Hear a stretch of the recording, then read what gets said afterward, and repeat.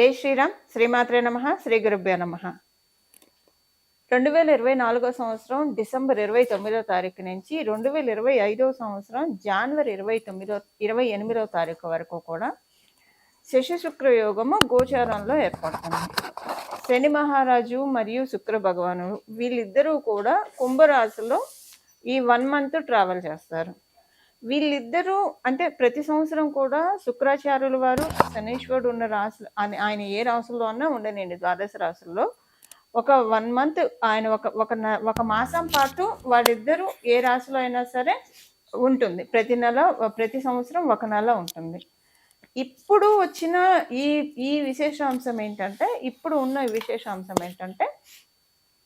ఇది కుంభరాశిలో ఏర్పడుతుంది. కుంభరాశి ఆయన స్వస్థాన గతుడై ఉన్నాడు శని మహారాజు. ఇది ఒక విశేషాంశము. అలాగే ఇప్పుడు కుంభరాశిలో నుంచి ఆయన నెక్స్ట్ ఇయర్ ఇంకా మీనరాశిలోకి వెళ్ళిపోతారు. మళ్ళీ శశి శుక్రులు వీళ్ళిద్దరూ కలుస్తూనే ఉంటారు. కానీ మళ్ళీ కుంభరాశిలోకి ఆయన రావడానికి 30 సంవత్సరాలు పడుతుంది శనైశ్వరుడు.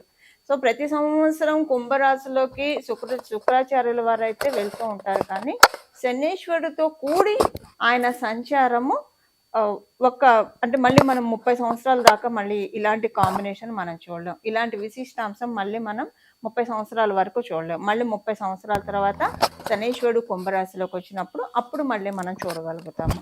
ఇది చాలా మంచి గ్రహస్థితి అని చెప్పాలి. ఏం చేతనంటే ఎప్పుడైనా సరే శనీశ్వరుడు ద్వాదశ రాశుల్లో పరిపూర్తి రాజయోగాన్ని ఇచ్చేది రెండు రాశుల వాళ్ళకి, వృషభ రాశి, తులారాశి. అలాగే ఈ వృషభ రాశి, తులారాశులకి అధిపతి ఎవరంటే శుక్రాచార్యుల వారు. శుక్రాచార్యుల వారు కూడా ద్వాదశ రాశుల్లో పరిపూర్తి రాజయోగాన్ని ఇచ్చేది రెండు రాశుల వాళ్ళకి, అది మకర కుంభరాశుల వాళ్ళకి. ఈ మకర రాశికి మరియు కుంభరాశికి అధిపతి శని మహారాజు. సో వీళ్ళిద్దరు ఒకళ్ళకొకళ్ళు రాజయోగం ఇచ్చుకుంటారు. అంటే శనీశ్వరుడు కనుక తులారాశిలో ఉంటే వాళ్ళకి ఇంకా అంటే తులారాశిలో పుట్టిన వాడికి, వృషభ రాశిలో పుట్టిన వాడికి ఒక్క శనీశ్వరుడు చాలు పరిపూర్తి రాజయోగాన్ని ఇచ్చేస్తారు. ఆ రాశుల్లో ఉంటే ఇంకా బాగుంటుంది. అలాగే మకర కుంభరాశుల్లో పుట్టిన వాళ్ళకి శుక్రాచార్యుల వారు పరిపూర్తి రాజయోగాన్ని ఇచ్చేస్తారు. సో ఇది చాలా మంచి కాంబో. అయితే ఇప్పుడు ఈ కాంబో ప్రతి ద్వాదశ రాశుల వాళ్ళకి మంచి ఫలితాలు ఉంటాయి. కానీ డెఫినెట్గా కొన్ని రాశుల వాళ్ళకి ఎక్స్ట్రా బోనసెస్ ఉంటాయి, ఎక్స్ట్రా బెనిఫిట్స్ ఉంటాయి. ఈ కొన్ని రాశుల వాళ్ళు ఎవరో మనం ఇప్పుడు చూద్దాము. మొదటగా వృషభ రాశి, తులారాశి, అలాగే మకర రాశి, కుంభరాశి, మీనరాశి. వీళ్ళ 5గురికి కూడా ఇది చాలా మంచి ఫలితాన్ని, సత్ఫలితాన్ని ఇస్తుంది. అయితే ఇక్కడ మనం ఒకటి చూసుకోవాల్సిన విషయం ఏంటంటే మీ జన్మ జాతకంలో కనుక శనీశ్వరుడు మరియు శుక్రుడు వీళ్ళిద్దరు కలిసినా లేదా వీళ్ళిద్దరికి పరివర్తన జరిగినా ఇప్పుడు మీ జన్మ జాతకంలో శుక్రాచార్యుల వారి దశ కావచ్చు, అంతర్దశ కావచ్చు, శనీశ్వరుడు దశ కావచ్చు, అంతర్దశ కావచ్చు, ఇవి మీరు రన్ అవుతూ ఉన్నా దాంతోపాటు ఇప్పుడు వీళ్ళిద్దరూ ఒకవేళ శనీశ్వరుడు శుక్రాచార్యుల వారి మీద దృష్టి పెట్టినా, పరస్పరం వీళ్ళిద్దరూ సమసప్తక దృష్టితో వీక్షిస్తూ ఉన్నా లేదా శనీశ్వరుడు తృతీయ దృష్టితో చూస్తున్నా కూడా అప్పుడు ఇప్పుడు మనం తెలుసుకున్న ఈ పారామీటర్స్లో అంటే శనీశ్వరుడు దశ, శుక్ర భగవానుడి దశ, అంతర్దశ భుక్తుల్లో ఉన్నా లేదా వీళ్ళిద్దరు పరస్పర వీక్షణ ఉన్నా, వీళ్ళిద్దరు కలిసి ఉన్న మీ జన్మ జాతకంలో సెకండ్ థింగ్ ఏంటంటే ఒకవేళ శనీశ్వరుడు ఒక్కళ్ళు అయినా సరే తృతీయ దృష్టితో కావచ్చు, దశమ దృష్టితో కావచ్చు శుక్ర భగవానుడిని మీ జన్మ చక్రంలో వీక్షిస్తూ ఉంటే అప్పుడు మీరు ఏ రాశి అయినా కావచ్చు, అంటే మీరు వృషభ, తుల కాకపోయినా, మకర, కుంభ, మీన రాశులు కాకపోయినా మీకు కూడా ఈ యోగం వర్తిస్తుంది. అంటే చాలా మంచి యోగాన్ని వీళ్ళిద్దరు తెచ్చిపెట్టబోతున్నారు. ఇప్పుడు ద్వాదశ రాశుల వాళ్ళకి ఒక్కొక్క రాశి వాళ్ళకి ఒక్కొక్క ఇంపాక్ట్ ఉంటుంది. సో ఇప్పుడు మనం తెలుసుకునే 5 రాశుల వాళ్ళకి కొంచెం ఎక్కువ బెనిఫిట్స్ ఉంటాయి. మిగతా అన్ని రాశుల వాళ్ళకి కూడా బెనిఫిట్స్ అయితే ఖచ్చితంగా ఉంటాయి. కాకపోతే ఈ 5 రాశుల వాళ్ళకి ఎక్కువ బెనిఫిట్. ఇప్పుడు నేను చెప్పిన కేటగిరీలో ఎవరైతే వస్తారో వాళ్ళకి కూడా బెనిఫిట్స్ చక్కగా ఇస్తారు వీళ్ళిద్దరు, ఈ 2 గ్రహాలు కలిసి. ఇప్పుడు మనం ద్వాదశ రాశుల వాళ్ళకి ఏం బెనిఫిట్స్ అంటే ఏం మంచి ఫలితాలు రాబోతున్నాయి వీళ్ళిద్దరి కలయికతోటి. కుంభరాశి కాలపురుషుడు కుండలిలో నుంచి లాభరాశి. ఈ లాభరాశి ఏకాదశ స్థానం చాలా విశేషాన్ని సంతరించుకుంటుంది. ఏకాదశ స్థానంలో శని మహారాజు మరియు శుక్రాచార్యుల వారి కలయిక చాలా మంచి ఫలితాన్ని ద్వాదశ రాశుల వాళ్ళకి తెచ్చిపెట్టబోతుంది. ఇది మళ్ళీ మనకి 30 సంవత్సరాల దాకా మనం చూడలేం. వన్స్ ఈ కాంబినేషన్ బ్రేక్ అయిందంటే, ఎందుకంటే శుక్రాచార్యుల వారు మళ్ళీ తర్వాత నెక్స్ట్ జనవరి 2025 అంటే 29థ్ నుంచి ఆయన మీన రాశిలోకెళ్ళిపోతాడు. మళ్ళీ మనం ఇలాంటి గ్రహస్థితి చూడాలంటే 30 సంవత్సరాల వరకు వేచి ఉండాలి. సో, ఇప్పుడు ఉన్న ఈ గోచరంలో గ్రహస్థితి మనకి మంచి లబ్ధికరంగా, యోగకరంగా ఉంది. దీన్ని ఒకవేళ ఇప్పుడు మీ జన్మజాతకం బలంగా లేకపోతే దీన్ని ఒడిసి పట్టుకోవడానికి, అలాగే మీ జన్మజాతకం బలంగా ఉన్నా దీన్ని ఇంకా మనం ఇంకా స్థిరపరచుకోవడానికి, ఇంకా వృద్ధిపరచుకోవడానికి, ఇంకా బలపరచుకోవడానికి ఎలాంటి పరిహారాలు చేయాలో కూడా మనం తెలుసుకుందాము. మిథున రాశి. మిథున రాశిలో పుట్టిన వాళ్ళకి మీకు ఇది నవమ స్థానం అవుతుంది. నవమ స్థానంలో శని మహారాజు అలాగే శుక్రాచార్యులు వారు వీళ్ళిద్దరూ కలయిక చోటు చేసుకుంటుంది. మీకు ఇది మంచిదే. ఎందుకంటే శని మహారాజు మీకు ఆల్రెడీ నవమాధిపతి అవుతూ మీకు బేసిక్‌గా శ్రీలక్ష్మి యోగాన్ని ఆయన సూచిస్తున్నారు. ఆల్రెడీ మీకు ఎప్పటినుంచో ఒక 2 ఇయర్స్ నుంచి శ్రీలక్ష్మి యోగం జరుగుతూ ఉంది. అందువల్ల ఏంటంటే పనులన్నీ కూడా అంతకుముందు జరగని పనులన్నీ కూడా నెమ్మదిగా ప్రోగ్రెస్ అవ్వడం మీరు ఫైనాన్షియల్ మ్యాటర్స్‌లో అయితే చూస్తూ ఉన్నారు గత 2 సంవత్సరాల నుంచి. మిగతా గ్రహస్థితులు ఎలా ఉన్నా శని మహారాజు ఆయన ఇవ్వాల్సిందైతే మీకు ఆయన ఇచ్చేస్తున్నారు. ఇప్పుడేంటంటే మీకు కొన్ని అనుకోని ఖర్చులొచ్చి పడతాయి. పిల్లల పరంగా లేదా మీరేదన్నా అనుకున్నారనుకోండి అంతకుముందు సపోజ్ ఒక ఇల్లు కట్టుకున్నాం. ఒక ప్లానింగ్ అండి. ఒక ప్లానింగ్ పెట్టుకొని ఇప్పుడు డబ్బు ఖర్చవుతుంది.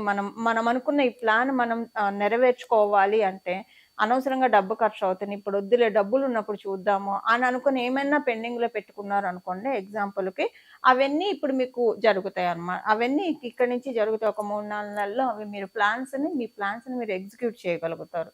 ఆ విధంగా శనీశ్వరుడు మరియు శుక్రాచార్యుల వారు మిమ్మల్ని చక్కగా దీవిస్తున్నారు.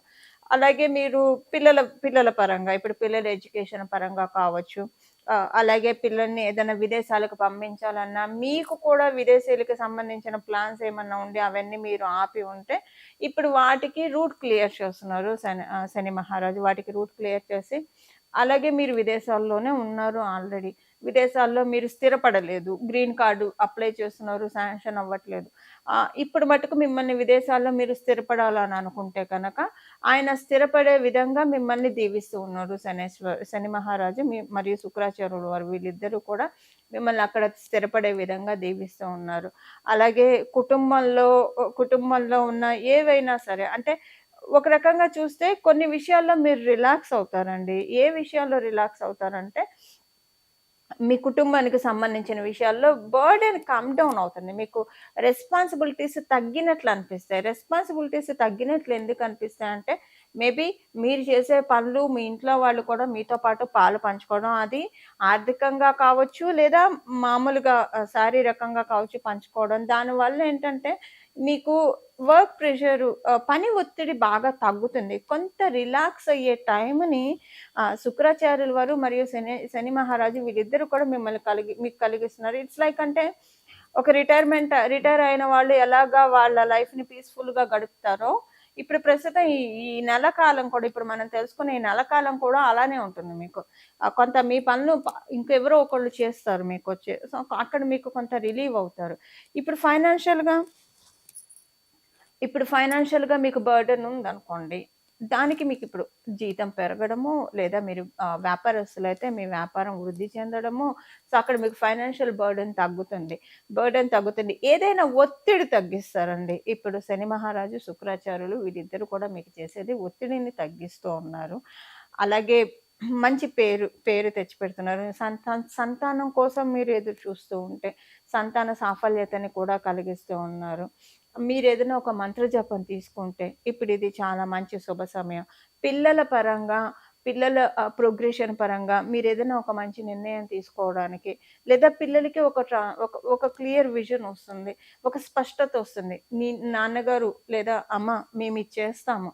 మాకు వీటిల్లో బావుంటుంది అని వాళ్ళు చెప్తే మీకింకా ఇది చాలా బావుంది కదా! ఇది మనకెందుకు తట్టలేదు?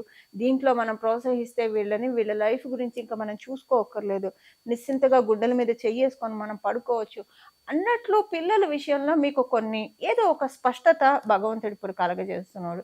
శని మహారాజు కలగజేస్తున్నారు. శుక్రాచార్యుల వారు కూడా దానికి బాసటగా, సపోర్ట్‌గా నిలబడుతున్నారు. ఇది మిథున రాశి వాళ్ళకి మనం ఎలా చూసుకున్నా మిథున రాశిలో పుట్టిన వాళ్ళకి లేదా మిథున లగ్నంలో పుట్టిన వాళ్ళకి ఈ గోచరంలో ఈ ఈ రెండు ఈ ఈ రెండు గ్రహాల కలయిక కూడా మంచి ఫలితాన్ని మీకు సూచిస్తూ ఉంది. మీకు మనం ఇప్పుడు ఒక పరిహారం చూసుకుంటే చేసుకుంటే కనుక ఇంకా బాగుంటుంది. శశి శుక్ర యోగము ఇవిచ్చే ఫలితాలు ద్వాదశ రాశుల వాళ్ళకి మనం చూసాం కదా. ఇప్పుడు మనం అసలు ఒకవేళ మీ జన్మజాతకంలో ఈ యోగం ఉన్నా లేకపోయినా అసలు మీకు ఈ యోగం ఇప్పుడు గోచారంలో ఉన్న ఈ యోగము మంచి ఇంపాక్ట్ని అలాగే మంచి ఫలితాలని ఇవ్వాలంటే ఏం పరిహారం చేసుకోవాలో ఇప్పుడు మనం చూద్దాము. దీనికోసం చేయాల్సిన పరిహారము వెంకటేశ్వర స్వామి వారి ఆరాధన. ఇప్పుడు మీ వెంకటేశ్వర స్వామి వారికి సంబంధించిన గోవింద నామాలు చదువుకోవడం కావచ్చు, వెంకటేశ్వర స్వామి వారికి సంబంధించిన వెంకటేశ్వర స్వామి వజ్ర కవచం కావచ్చు, లేదా పురుష సూక్తం, స్త్రీ సూక్తము ఇలాంటివి ఏవైనా సరే, లేదు విష్ణు సహస్ర నామాలు మీకు చదివే అలవాటు ఉంటే కనుక అత్యద్భుతంగా ఉంటుంది. ఈ ఈ గ్రహస్థితి ఉన్న నెలనాళ్ళు కూడా విష్ణు సహస్రనామం పారాయణం చేయడానికి ప్రయత్నించిన, లేదా శ్రీరామ రామ రామ శ్రీరామ రామ రామ శ్రీరామ రామ రామ అని మనసులో జపించుకున్నా. ఎందుకంటే మనకి ఆ శ్లోకంలోనే ఉంది కదా, శ్రీరామ రామ రామ అని ఎవరైతే జపిస్తూ ఉంటారో వాళ్ళకి సహస్రనామాలు పఠించిన ఫలితాన్ని నేను ఇస్తున్నాను పార్వతి అనే పరమశివుడే, సాక్షాత్ పరమశివుడే పార్వతి అమ్మవారికి చెప్పి ఉన్నారు. కాబట్టి శ్రీరామ రామ రామ అని మనసులో 24 ఇప్పుడు నామ జపం కాబట్టి మనం ఏ అవస్థలో ఉన్నా సరే, ఎక్కడ ఉన్నా సరే ఇది మనం ఖచ్చితంగా ప్రశాంతంగా జపించుకోవచ్చు. మనం బీజాక్షరాలు చేర్చినప్పుడు మనం చూసుకోవాలి మనం ఉన్న ప్రదేశం ఎలా ఉంది, మనం అప్పుడు శుచిగా ఉన్నామా, ఎలా ఉన్నాం, అంతర్బాహ్య శుచి ఉందా లేదా. మంత్ర జపానికి ఖచ్చితంగా నియమాలు ఉంటాయి. నామ జపానికి ఎటువంటి నియమాలు ఉండవు. మనం రౌండ్ ద క్లాక్ ఎప్పుడైనా సరే మనం జపించవచ్చు. అందువల్ల శ్రీరామ రామ అని రోజు మననం చేసుకుంటూ ఉంటే, ఇది మామూలుగా కూడా ఇలా చేసుకుంటే చాలా మంచిది. రామనామం తారక మంత్రం మనందరికీ తెలిసిన విషయమే. శ్రీరామ రామ రామ అని ప్రతిరోజు చెప్పేస్తూ ఉంటా కనుక ఇంకా మీకు తర్వాత ఇది అయిపోయిన తర్వాత ఈ నెలనాళ్ళు అయిపోయిన తర్వాత అది ఇంకా అలవాటు అయిపోతుంది. ఒక్కసారి మన మనసుకి గట్టిగా ఏదైతే అలవాటు చేస్తామో, మన నాలికకి రిపీటెడ్గా ఏదైతే మనం ఫీడ్ చేస్తూ ఉంటామో, అలవాటు చేస్తూ ఉంటామో, ఇంకా కొంతకాలం మనం అది రెగ్యులర్ ప్రాక్టీస్లో చేస్తూ వెళ్తే తర్వాత మన మనసు ఆటోమేటిక్గా అదే పట్టుకుంటుంది. అలాగే మన నాలుక మనకి తెలియకుండానే శ్రీరామ రామ రామ శ్రీరామ రామ రామ శ్రీరామ రామ రామ అని చెప్పిస్తూ ఉంటుంది. ఇలాగా మనకి ఇప్పుడున్న ఈ గోచరంలో యోగం ఒడిసి పట్టుకోవడానికి ఇప్పుడు స్వామి కార్యం స్వకార్యం అని మనం వింటూ ఉంటాము. ఇప్పుడు మనకి స్వామి కార్యం అంటే భగవంతుడి పూజ చేసినట్లు అవుతుంది. స్వకార్యం మనకి ఇక్కడ ఉన్న ఈ గోచారంలో ఉన్న ఈ గ్రహస్థితులు పరిపూర్తి దీవెనని మనం అందుకోవడానికి చాలా చక్కటి అవకాశం ఉంటుంది.